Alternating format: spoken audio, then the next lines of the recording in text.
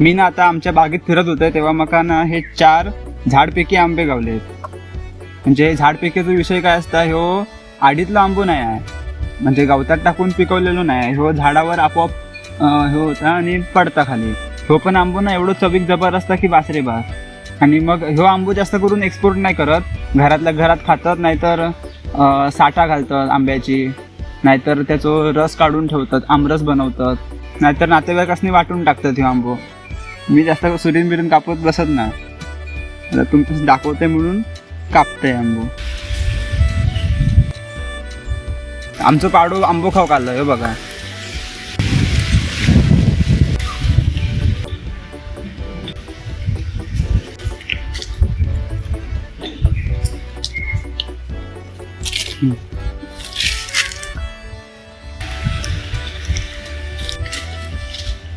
तर असा निसर्गाच्या कुशीत आपल्या बागेत मस्तपैकी गार वारो सुटला, सावलीत आरामात असे गुराबिरांच्या सानिध्यात असे आंबो खायची ना मजाच वेगळी आहे. मी इतर वेळी पण असतं ना इकडे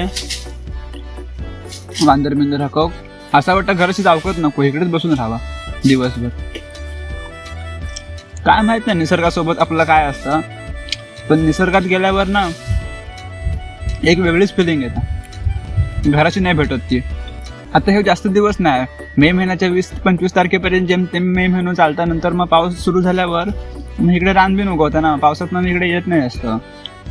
ह्यानं ती कोय आहे ना ते घशात अडकवला नाही, आता तो त्याला खाता येत नाही तेवढी कोय ती, तरी पण आपला सगळा तो प्रयत्न करताय बघा.